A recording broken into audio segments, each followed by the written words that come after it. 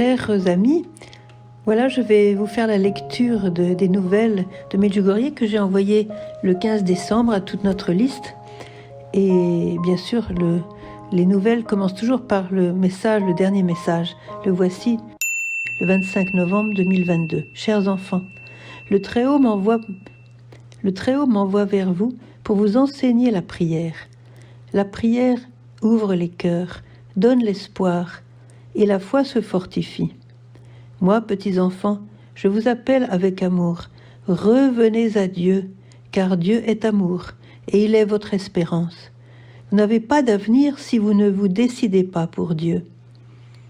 C'est pourquoi je suis avec vous pour vous guider, afin que vous décidiez pour la conversion et pour la vie, et non pour la mort. Merci d'avoir répondu à mon appel. Alors nous avons remarqué que depuis plusieurs mois, l'apparition quotidienne dure plus longtemps que d'habitude, et parfois même beaucoup plus longtemps. Et la voyante Maria dit que la Vierge prie longuement avec elle pour la paix, d'abord pour la paix dans nos cœurs, la paix dans nos familles et la paix dans le monde. Car, elle dit au mois de mai, elle a dit « la paix est endommagée ». Comment hâter le temps de la paix, ce temps nouveau que Marie a annoncé à plusieurs reprises dans les messages? Ce temps béni auquel elle nous prépare correspond sans doute au triomphe de son cœur immaculé et à la nouvelle Pentecôte d'amour dont le Christ a annoncé la venue à la vénérable Marthe Robin.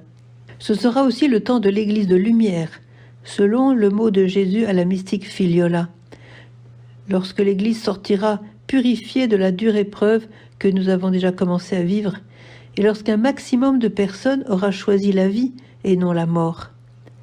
Le plan de Dieu pour notre siècle était comme toujours la paix, la vraie paix, autrement dit la sienne, d'essence divine et non la fragile tranquillité humaine qui s'avère illusoire. Voici le message en effet que la Vierge avait donné entre le 2e et le 3e millénaire, donc pour la Noël 1999. Je vous donne la possibilité de vous décider pour la paix. Par votre oui à la paix et par votre décision pour Dieu, s'ouvre pour vous une nouvelle possibilité pour la paix. C'est seulement ainsi, petits enfants, écoutez bien, c'est seulement ainsi, petits enfants, que le temps de ce siècle sera pour vous un temps de paix et de prospérité. Voilà, c'était ça qui était annoncé et c'était le plan de Dieu. Votre oui à la paix et votre décision pour Dieu. Voilà. C'est peut-être là où on a raté le coche. Le scoop de l'enfant Jésus. En 2 mots bien précis, le petit enfant de Bethléem nous a donné la réponse le jour de Noël en 2013. Pour la première fois, la Vierge n'a pas donné son message de Noël, mais à la grande surprise de la voyante Maria, c'est le petit nouveau-né qu'elle portait dans ses bras qui a parlé. Avez-vous déjà vu un nouveau-né parler? Ce jour-là, Marie l'a vu. Il s'est assis sur le bras de sa mère et il a parlé avec l'autorité d'un enfant de 7 ans. Et il a dit « Je suis votre paix ». Alors pourquoi chercher ailleurs qu'en lui la paix? Tant de faux chemins sont proposés au monde, tant de fausses paix font la une de la publicité. On les reconnaît au fait qu'elles excluent le Christ et la croix du Christ et sa résurrection, comme si l'homme était assez grand pour fabriquer sa propre paix et se passer de Dieu. C'est ainsi que l'on peut passer à côté de l'amour, rater la porte de la miséricorde et s'illusionner gravement. Le fondement de votre paix est la prière, nous dit Marie. Sans la prière, nous bâtissons sur des sables mouvants. Heureusement, il n'existe pas de détresse trop profonde pour Dieu, et son immense désir de sauver ses enfants ne se laisse jamais ébranler. Alors maintenant, que faire? L'enfant Jésus a donné la réponse. Voilà la deuxième parole qu'il a dite ce jour-là. « Vivez mes commandements ».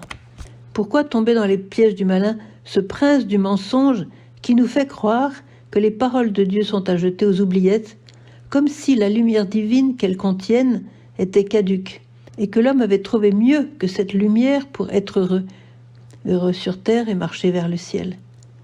Quelle illusion fatale!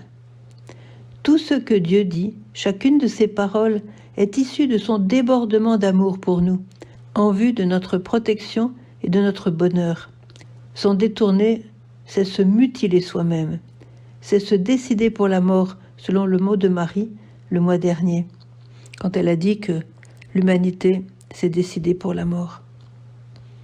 Comment ne pas citer ici ce que Jésus a révélé à la mystique française Marthe Robin lors d'une extase? Il a dit « Si tous les chrétiens vivaient leur foi, le monde entier serait converti en l'espace d'1 an. Ô Seigneur, aie pitié de nous, pardonne-nous nos péchés d'omission et notre indifférence. » Histoire d'une belle victoire. Je vais laisser mon ami Toussaint, bien français et fan de sport, vous raconter son histoire dans son style un peu poétique. Encore 10 kilomètres, alors je cite, « Encore 10 kilomètres et cette belle sortie à vélo va s'achever.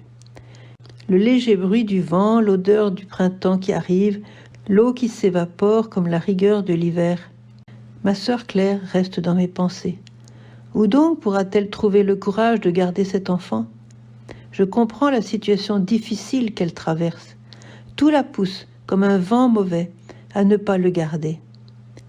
Mon avis est un bien trop faible rempart, et je respecte infiniment sa liberté. À cette heure-là, elle doit bientôt arriver à l'hôpital. Les minutes et le paysage défilent, soudain une pensée surgit et s'impose à mon esprit sans frapper. Récite le « Je vous salue Marie ». Quoi ? Ici, au milieu de la piste cyclable, avec mon beau pantalon blanc et bleu? Oui. Bon, je me planque un peu quand même. J'ai pas mal de copains cyclistes dans le coin. Me voilà donc à genoux dans l'herbe. Même si je prie peu, je connais malgré tout cette prière. Faire le vide, un grand calme, et tout s'estompe. Je vous salue Marie, pleine de grâce. Le Seigneur est avec vous. Vous êtes bénie entre toutes les femmes, et Jésus, le fruit de vos entrailles, est béni. Arrêt sur l'image. Impossible d'aller plus loin et de finir la prière. La vie est immense, sainte, sacrée, irremplaçable et divine.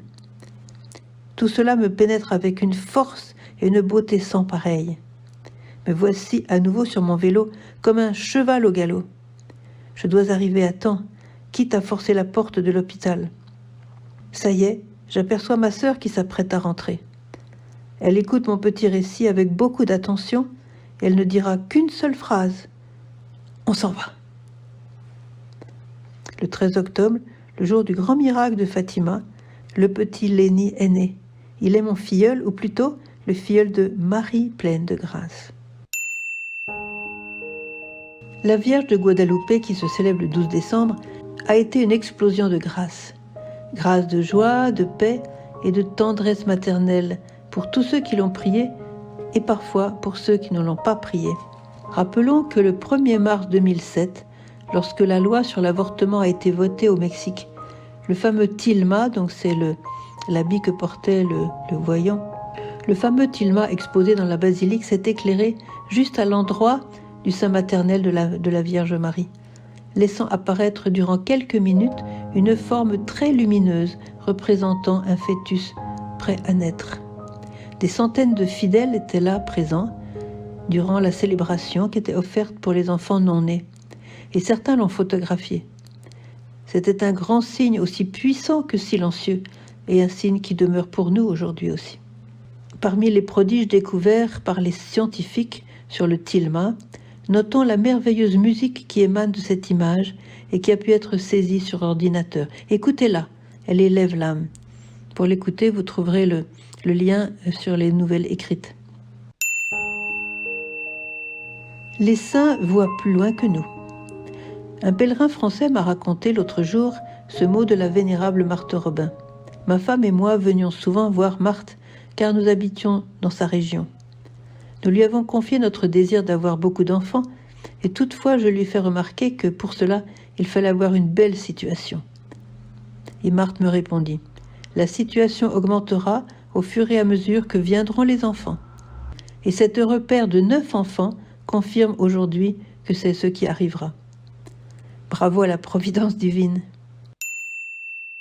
Vous êtes trop seul pour votre chapelet quotidien? Prenez des milliers de priants unis autour des jeunes de NDML, qui anime chaque jour un chapelet en direct de 19h30 sur la chaîne YouTube donc de NDML. Mon prochain direct sera le 26 décembre à 21h. Alors vous pourrez trouver sur YouTube nos dernières vidéos. Je vous recommande la toute dernière, Dans la tempête, tous au refuge.